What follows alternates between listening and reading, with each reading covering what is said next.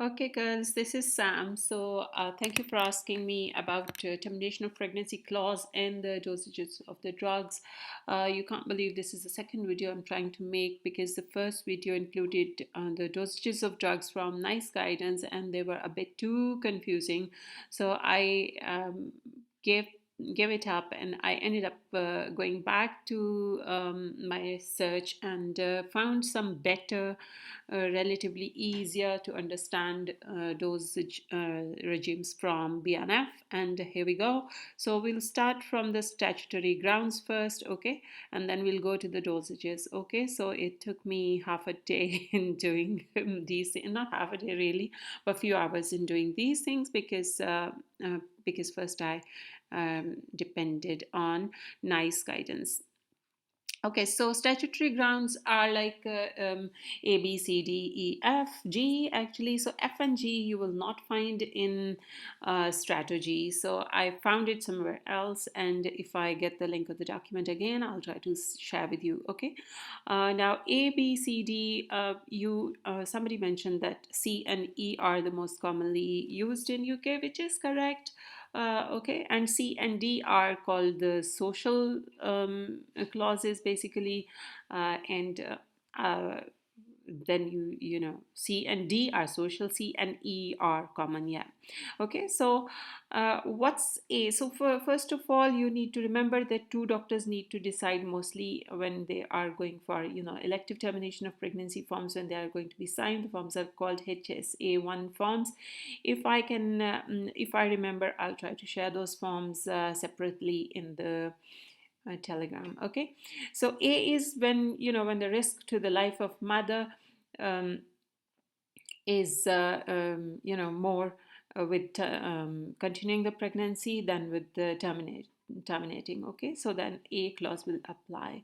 So that means that an example of A that comes to mind is like New York Heart Association classification 3 and 4, where the continuation of pregnancy can be can have risk to the life of the mother. Okay, and especially, for instance, if you see the Eisenmenger, pulmonary hypertension, severe pulmonary hypertension, okay, those kind of situations. Um, so there you will say A clause, okay, and Marfan's with the diameter aortic dilatation more than 4 or 4.5, that would be, that can come under A.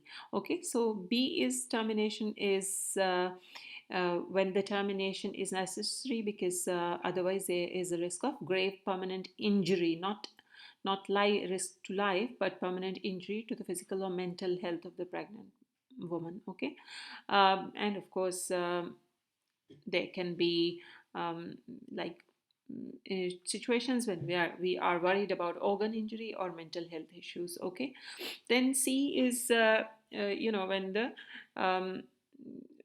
basically C is about mental health, like injury to the physical and mental health. We say this is like social clause because for the term the condition for this is that the uh, threshold or the 24-week limit has not been crossed. Okay, so there is a cutoff of 24 weeks for this one. So C is the when the continuation of the pregnancy will involve risk greater than if the pregnancy was terminated of injury to the physical or mental health of the mother.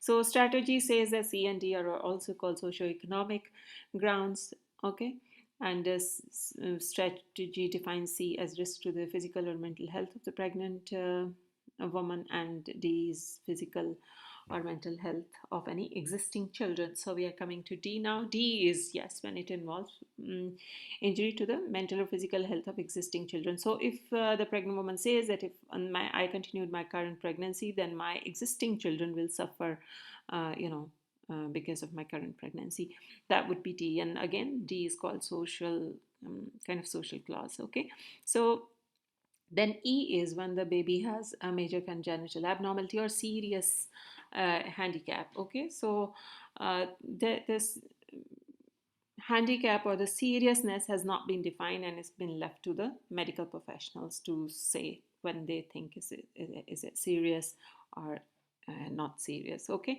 so That would be E. Uh, just remember, D is existing children and E is the unborn child, okay? And the baby, E is the baby, okay? And F and G, I didn't find that in this strategy, as I said, but it's to save the life of a pregnant woman. And I tried to think what an F could be. So it could be probably, the perimortem cesarean that we do. So that could be F, okay? So because it's done in emergency, so remember F and G are like A and B, but these are done in emergency, okay? So A, if it's done in emergency, is it kind of becomes F, and B, if done in emergency, kind of becomes G, okay? And these are, I thought of an example that F could be the perimortem cesarean, and G could be,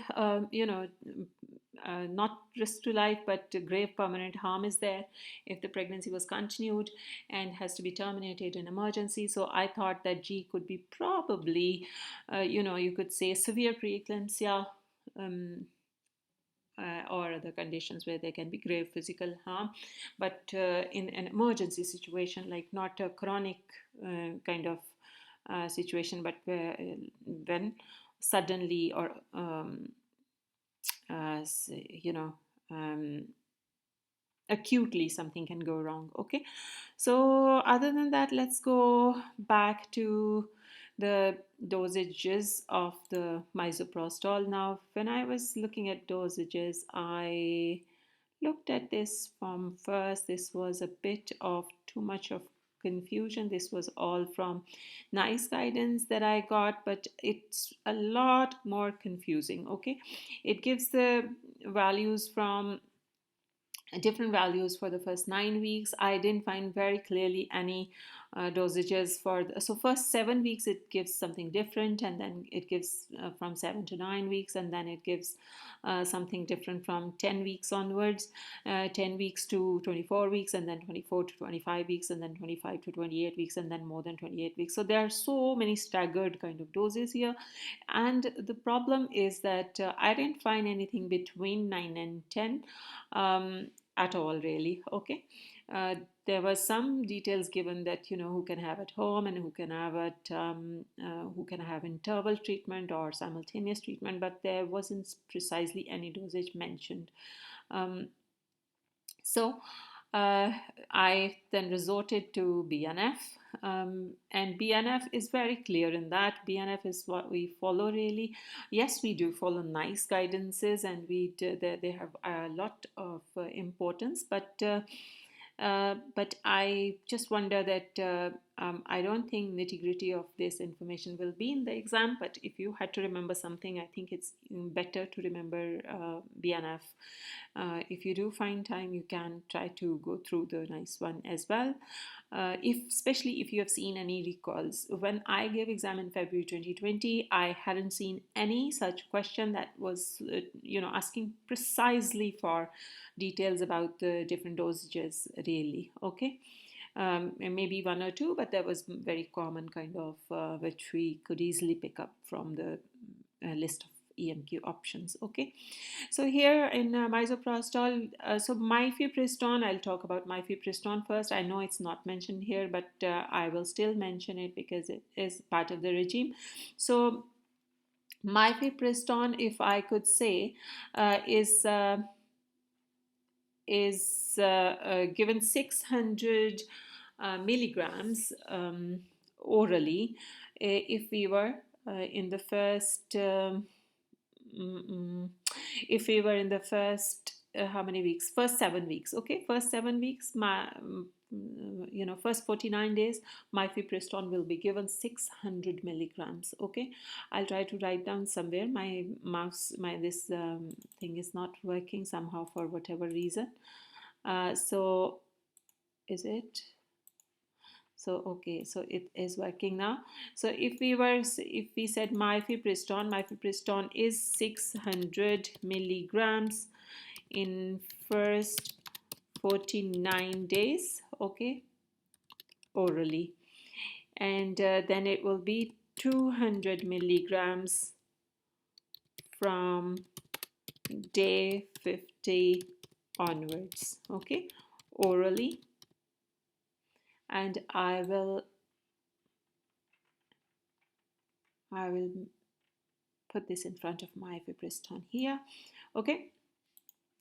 So then we come to the, so you remember Mifepristone is very easy. First for 49 days is 600 milligrams, and afterwards it's always 200 milligrams. Okay, it can be given simultaneously if the pregnancy is too early, like first 9 weeks of gestation, but we prefer that it's given at in interval. So interval regimes are better because the simultaneous regimes have risk of the pregnancy may continue in those, or the abortion may be delayed. Okay, the onset of abortion or onset of pain and bleeding may be delayed if we use simultaneous treatment.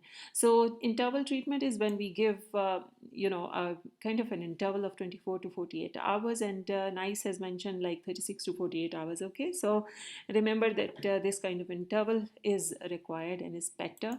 Okay, so after 49 days, after first 49 days means that from 7 weeks onward, 7 plus 1 week to 9 weeks, 63 days, okay. This is the dosage, that 800 micrograms of misoprostol after 200 milligrams of mifepristone. I've written here 600 micrograms as well because this dose that is mentioned as a sublingual dose in NICE. Okay, so if you have options in which sublingual dose is mentioned, then maybe they're tricking you into, they're trying to confuse you, and maybe you should select that option if the preferred option of this vaginal dose is not written there. Okay, so 800 micrograms, this is the vaginal dose, or the buccal administration or the sublingual administration. Okay, same dose. BNF says same dose, but NICE says if it's sublingual it can be 600. Okay, so this is to be given 24 to 48 hours after the mifepristone, and if the abortion doesn't occur within 4 hours, then 400 microgram doses can be repeated.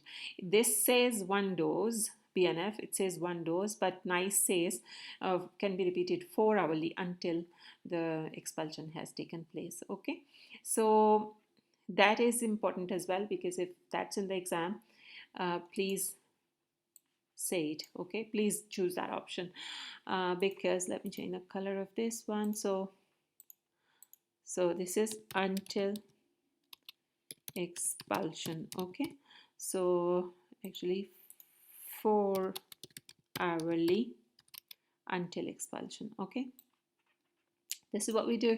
Then we coming to pregnancy over 9 weeks, so from 9 weeks to 13 weeks. Again, the misoprostol dose is 800 micrograms, one dose, and after 36 to 48 hours of mifepristone. So here it was 24 to 48, here it's 36 to 48. I think in NICE it's throughout 36 to 48. So this is followed by 400. So first it was 800 micrograms, okay, and then every 3 hourly. So here it was every 4 hourly. Now here it becomes every 3 hourly. Okay,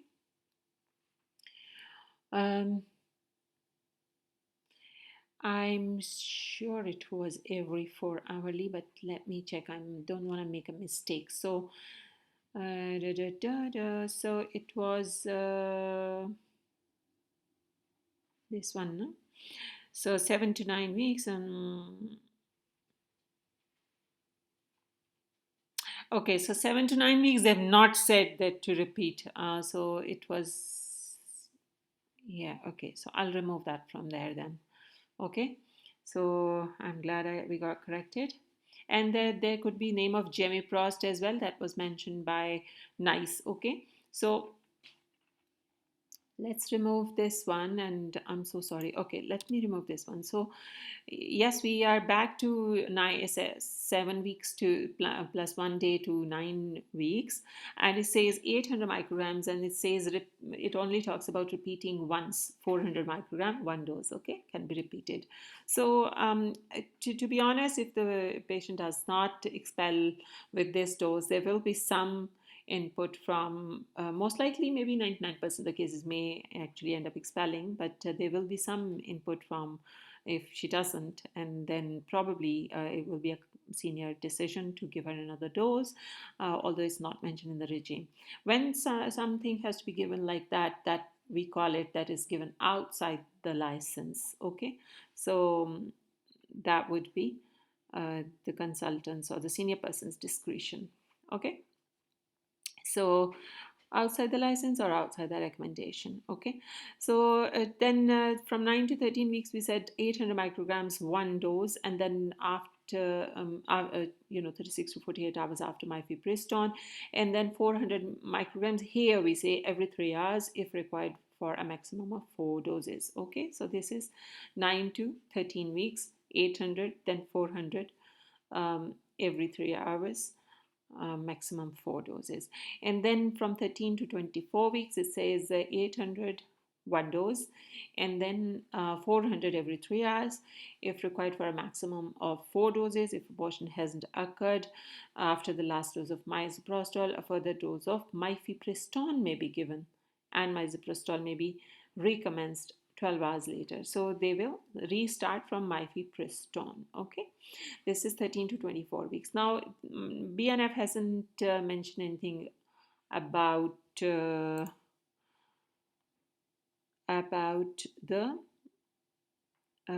after the 28 weeks, like in terms of in terms of misoprostol. Yeah, so they've started talking about induction of labor with cytotec after that. So after 24 weeks, that's different. Okay, so NICE has given us some dosages for after 24 weeks. If you wanted to quickly have a look, that NICE says 200 and 400, so 200 mifepristone and then 400 misoprostol 3 hourly, it says, from 24 to 25 weeks, and then from 25 plus 1 to 28 weeks, it says 200 mifepristone and then 200 misoprostol 4 hourly. Okay, so I'll share I mean, you'll have this video with you, and you can, you know, try to take some snapshots if you like. And then if it's more than 28 weeks, then again 200 mifepristone and 100 misoprostol, that will be repeated 6 hourly. Okay, so remember, there is a high risk of rupture in multiparity and previous uterine scar and increasing gestational age. Okay, so I hope this is covered nicely or adequately, and if you have